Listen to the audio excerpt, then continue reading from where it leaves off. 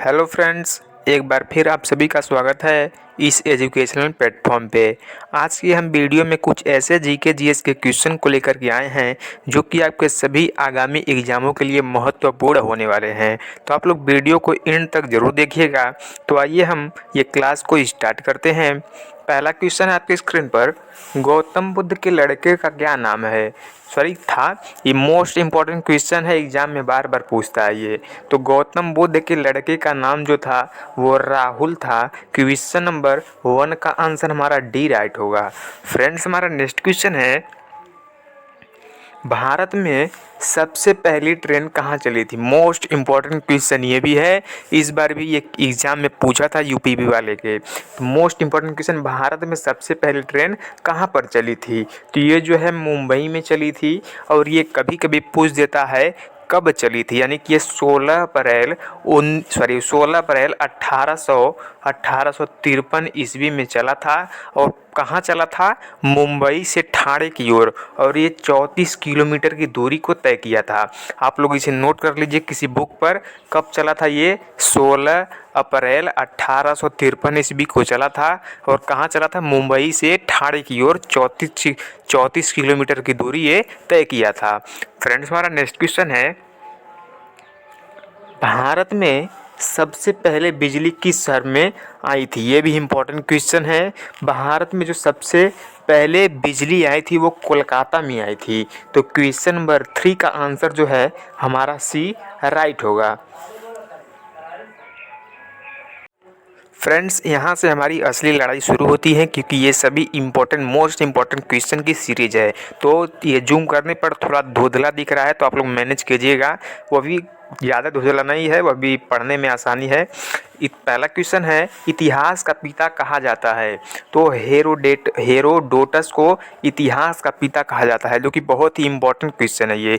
ये डीडीयू के हर एग्जाम में बार बार पूछता है, इतिहास का पिता किसे कहा जाता है? हेरोडोटस को। क्वेश्चन नंबर 1 का आंसर हमारा 1 राइट होगा। फ्रेंड्स, हमारा नेक्स्ट क्वेश्चन है, निम्न में से किसके द्वारा हड़प्पा सभ्यता की खोज की गई थी? हड़प्पा सभ्यता की जो खोज है वो दयाराम साहनी द्वारा किया गया था। और ये बहुत ही इंपॉर्टेंट क्वेश्चन है, इसका जो करेक्ट आंसर है वो हमारा 1 राइट होगा। फ्रेंड्स, हमारा नेक्स्ट क्वेश्चन है, मोहनजोदड़ो में पाई गई सबसे बड़ी इमारत इनमें से कौन सी थी? तो मोहनजोदड़ो में बोल रहा है, तो सबसे बड़ी जो इमारत पाई गई थी वो थी विशाल अन्ना घर। क्वेश्चन नंबर 3 का आंसर जो है हमारा 1 राइट होगा। अगला क्वेश्चन है, सिंधु घाटी की सभ्यता की मुख्य विशेषता इनमें से क्या मानी जाती है? सिंधु घाटी सभ्यता की जो मुख्य विशेषता थी वो हमारी व्यवस्थित शहरी जीवन था। क्या था? व्यवस्थित शहरी जीवन जो थी वो सिंधु घाटी सभ्यता की मुख्य विशेषता मानी गई थी। अगला क्वेश्चन है,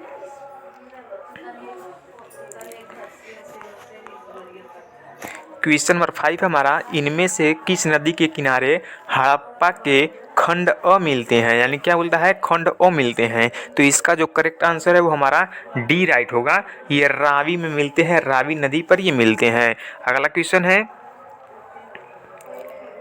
त्रिपिटक धर्म ग्रंथ का निम्न में से, क्वेश्चन का मतलब है त्रिपिटक धर्म ग्रंथ का संबंध निम्न में से किससे है? तो क्वेश्चन नंबर 6 का आंसर जो है वो बी राइट होगा। बौद्ध धर्म से त्रिपिटक धर्म का ग्रंथ जो है बौद्ध धर्म से जुड़ा हुआ है।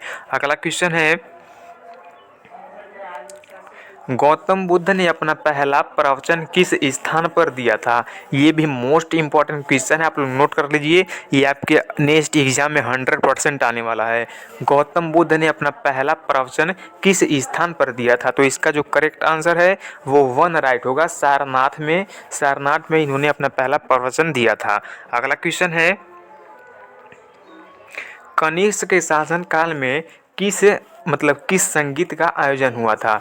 तो कनिष्क के शासनकाल में चतुर्थ बौद्ध संगीति का आयोजन किया गया था। यह भी इम्पोर्टेंट क्वेश्चन है, जो कि क्वेश्चन नंबर 8 का आंसर हमारा सी राइट होगा। अगला क्वेश्चन है, क्वेश्चन नंबर 9 है हमारा, गौतम बुद्ध किस वंश से संबंधित थे?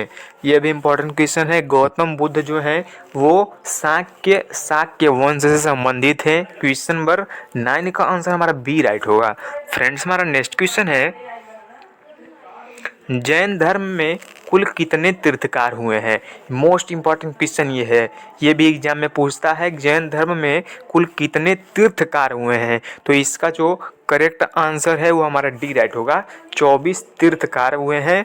अगला क्वेश्चन है, इसमें मैं आंसर प्रोवाइड कर दिया हूँ ताकि आप लोग को अगर पीडीएफ चाहिए तो आप लोग मेरे टेलीग्राम के ग्रुप में ज्वाइन हो सकते हैं, आपको याद करने में आसानी होती है, इसलिए मैं इसमें आंसर को ऐड कर दिया हूँ। हमारा अगला क्वेश्चन है, मगध की प्रथम राजधानी कौन सी थी? मगध की प्रथम राजधानी बोल रहा है, तो इसकी प्रथम राजधानी जो थी वो राजगृह था। क्वेश्चन नंबर 11 का आंसर हमारा फर्स्ट राइट होगा। अगला क्वेश्चन है, सिकंदर महान ने जब भारत पर आक्रमण किया उस समय किसका शासन था? तो जो सिकंदर बोला, सिकंदर महान ने जब भारत पर आक्रमण किया था तो उस समय किसका शासन काल था? तो उस समय जो शासन काल था वो धनानंद जी का था। किसका था? धनानंद जी का शासन काल था। अगला क्वेश्चन है, क्वेश्चन नंबर 13 है, अर्थशास्त्र की रचना किनके द्वारा की गई है? अर्थशास्त्र की जो रचना है वो हमारा चाणक्य के द्वारा किया गया है। क्वेश्चन नंबर 13 का आंसर हमारा बी राइट होगा। फ्रेंड्स, हमारा नेक्स्ट क्वेश्चन है, क्वेश्चन नंबर 15 है, अशोक द्वारा स्थापित शिलालेखों में किस शिलालेख में कलिंग युद्ध का वर्णन किया गया है? बोला है किस शिलालेख में कलिंग युद्ध का वर्णन किया गया है? तो इसका जो करेक्ट आंसर है वो हमारा डी राइट होगा। 13 में जो है कलिंग युद्ध का वर्णन किया गया है। अगला क्वेश्चन है, भारतीयों के महान सिल्क मार्ग किसके द्वारा आरंभ किया गया था? ये भी इम्पोर्टेंट क्वेश्चन है, मोस्ट इम्पोर्टेंट क्वेश्चन ये, सिल्क मार्ग किसके द्वारा आरंभ किया गया था? तो जो सिल्क मार्ग है वो कनिष्क के द्वारा आरंभ किया गया था। किसके द्वारा? कनिष्क के द्वारा सिल्क मार्ग आरंभ किया गया था। अगला क्वेश्चन है, भारत में सर्वप्रथम स्वर्ण मुद्राएं किसके शासनकाल में चलाई गई थी? ये भी इम्पोर्टेंट क्वेश्चन है। भारत में सर्वप्रथम स्वर्ण मुद्राएं किसके शासनकाल में चलाई गई थी? तो ये जो है भारतीय यूनानी के शासनकाल में चलाई गई थी। क्वेश्चन नंबर 17 का आंसर हमारा डी राइट होगा। नेक्स्ट क्वेश्चन है, संगम युग के इतिहास का संबंध किस स्थान से है? इम्पोर्टेंट क्वेश्चन है ये, संगम युग के इतिहास का संबंध किस स्थान से है? तो इस स्थान का जो संबंध, इसका स्थान है वो तमिलनाडु से ये संबंधित है। अगला क्वेश्चन हमारा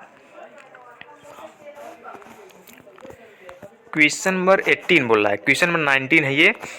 क्वेश्चन नंबर 19 है, तमिल भाषा के गौरव ग्रंथ शिल्पदीकारम वह मणिमेखलई थोड़ा अटपटा शब्द है, मणिमेखलई का संबंध किस धर्म से है? ये भी इम्पोर्टेंट क्वेश्चन है। इसका करेक्ट आंसर 1 राइट होगा। इसका जो संबंध है वो हिंदू धर्म से है। अगला क्वेश्चन है, गुप्त वंश के किस शासक को भारत का नेपोलियन कहा जाता है? मोस्ट इम्पॉर्टेंट क्वेश्चन, ये मोस्ट इम्पॉर्टेंट क्वेश्चन है।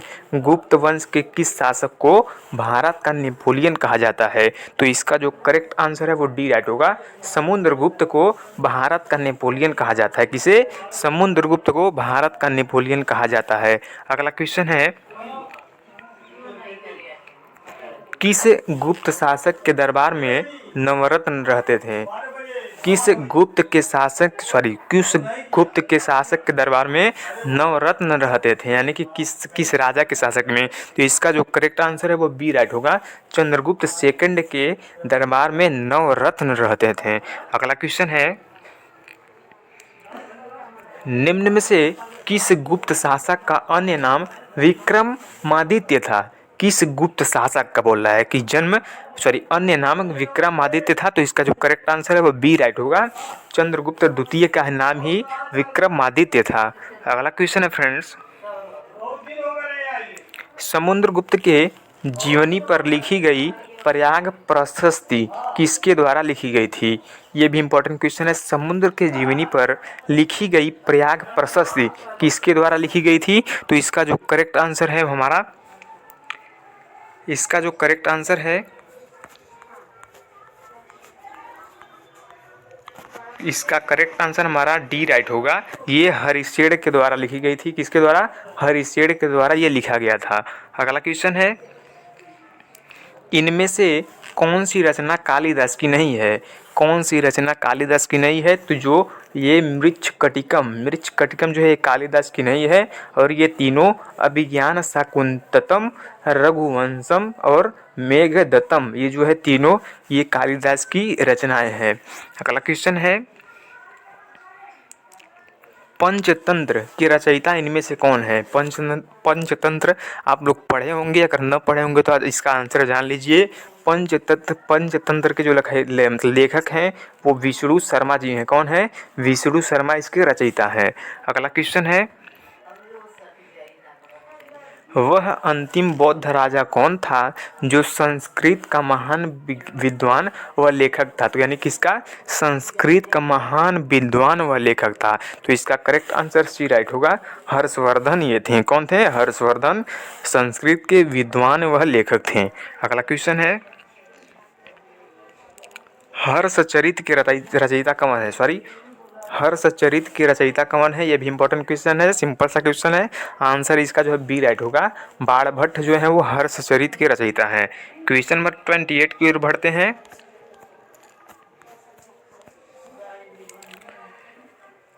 क्वेश्चन नंबर 28 है हमारा, हर्षवर्धन के शासनकाल में किस नामक चीनी यात्री भारत में आया था? तो कौन चीनी यात्री? बोला कि हर्षवर्धन के शासनकाल में कौन सा चीनी यात्री जो था वो भारत में आया था? तो इसका जो करेक्ट आंसर है वो हमारा वन राइट होगा। वो वेनसोंग था। कौन था? वेनसोंग। थोड़ा गलत लिखा गया है। कौन था? वेनसोंग था ये।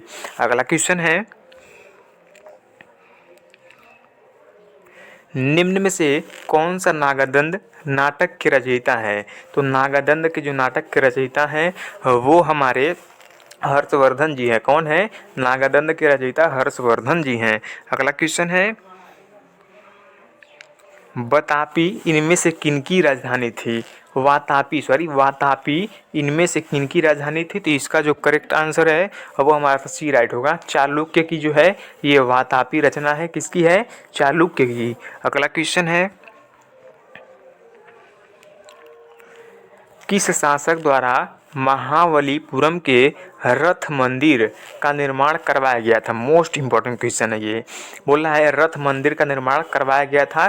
तो ये मंदिर का जो निर्माण है वो नरसिंह वर्मन फर्स्ट के द्वारा किया गया था। यानी कि नरसिंह वर्मन फर्स्ट, यानी कि नरसिंह वर्मन केवल नहीं, नरसिंह वर्मन फर्स्ट ने इसका निर्माण करवाया था। तो एग्जाम में आप लोग अच्छे से इसे नोट कर लीजिएगा। अगला क्वेश्चन है,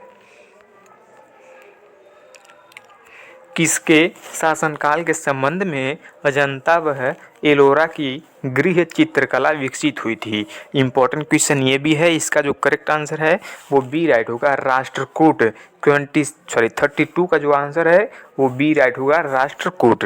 अगला क्वेश्चन है,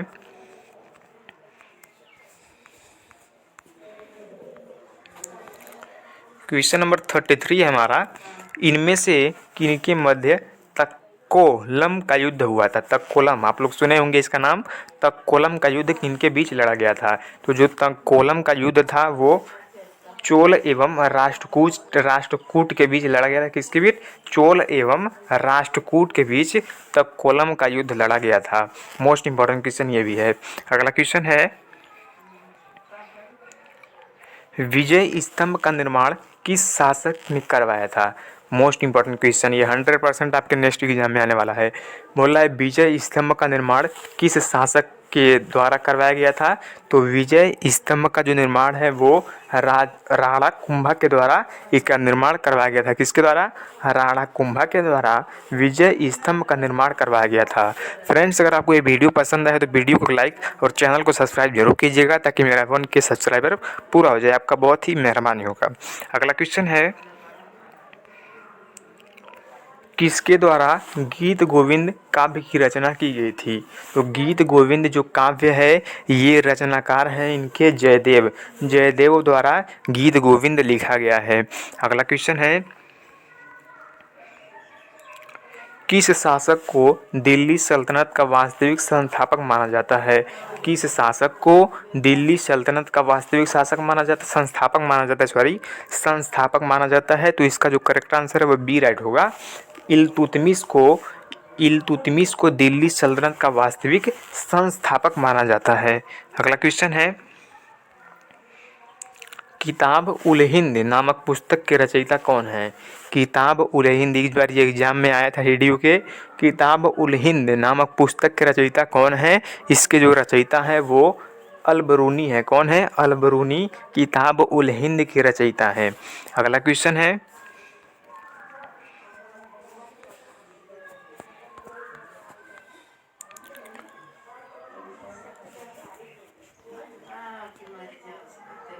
क्वेश्चन नंबर 38 हमारा, इनमें से किसके शासक ने स्वयं को खिदमतगार कहा था? कौन कहा था? खिदमतगार कौन कहा था? थोड़ा अटपटा शब्द है, तो इसका जो करेक्ट आंसर है वो सी राइट होगा। बलवन ने कहा था। कौन कहा था? बलवन ने कहा था। 38 का आंसर हमारा सी राइट होगा। अगला क्वेश्चन है, दिल्ली के किस सुल्तान ने दीवान ए अर्ज की स्थापना की थी? मोस्ट इंपॉर्टेंट क्वेश्चन है। दीवान ए अर्ज की स्थापना जो है वो अलाउद्दीन खिलजी ने करवाया था। दीवान ए अर्ज का स्थापना अलाउद्दीन खिलजी ने करवाया था। 39 का आंसर बी राइट होगा। अगला क्वेश्चन है, दिल्ली सल्तनत के किस शासक को इतिहासकारों ने विरोधों का मिश्रण कहा है? तो एक बोला है कि इतिहासकार ने विरोधों का मिश्रण कहा है। तो इसका जो करेक्ट आंसर है वो डी राइट होगा। इसे मोहम्मद बिन तुगलक ने कहा था। कौन कहा था? मोहम्मद बिन तुगलक ने इसे कहा था। अगला क्वेश्चन हमारा, ये भी इम्पोर्टेंट क्वेश्चन है। मोरक्को का प्रसिद्ध यात्री इबन बतूता किसके शासनकाल में भारत आया था? इबन बतूता जो है वो मोहम्मद बिन तुगलक के शासनकाल में भारत में आया था। किसके शासनकाल? मोहम्मद बिन तुगलक के शासनकाल में ये इबन बतूता भारत में आया था। अगला क्वेश्चन है,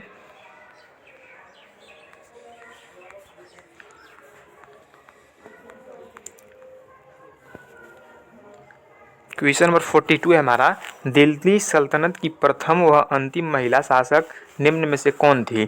इसका करेक्ट आंसर सी राइट होगा। वो रजिया सुल्तान थी। अंतिम महिला शासक निम्न में से कौन थी? Razia Sultan. Most important question है। 42 का आंसर हमारा सी राइट होगा। अगला क्वेश्चन है, विजयनगर साम्राज्य का सबसे महानतम राजा किसे माना जाता है? विजयनगर साम्राज्य का सबसे महानतम राजा जो हैं वो हमारे कृष्णदेवराय जी हैं। यानी कौन है? कृष्णदेवराय सबसे महानतम राजा माने जाते हैं विजयनगर साम्राज्य के। अगला क्वेश्चन है, किस स्थान पर से विजयनगर साम्राज्य के खंडहर मिले हैं? तो किस स्थान पर ये खंडहर मिले हैं? इसका करेक्ट आंसर जो है वो बी राइट होगा। हम्पी में ये हम्पी में ये हमारा खंडहर मिले हैं। कहाँ पर? हम्पी में ये खंडहर मिले हैं। हमारा लास्ट क्वेश्चन है आज का, तालिकोटा का युद्ध, जिसे राक्षसी तंगड़ी का युद्ध भी कहा जाता है, ये कब हुआ था? ये बहुत ही इंपॉर्टेंट क्वेश्चन है। ये जो युद्ध हुआ था वो 1565 ईस्वी में हुआ था। कब हुआ था? 1565 ईस्वी में ये युद्ध हुआ था। मोस्ट इंपॉर्टेंट क्वेश्चन है ये फ्रेंड्स। तो मिलते हैं नेक्स्ट वीडियो में। अगर वीडियो आपको पसंद आया हो तो वीडियो को लाइक ज़रूर कीजिएगा, तो इससे हमें भी मोटिवेट मिलता है। हम आप लोगों के लिए इतना मेहनत कर रहे हैं तो आप लोग का भी फ़र्ज़ है गुरु दक्षिणा के रूप में एक सब्सक्राइब जरूर कीजिएगा। मिलते हैं नेक्स्ट वीडियो में।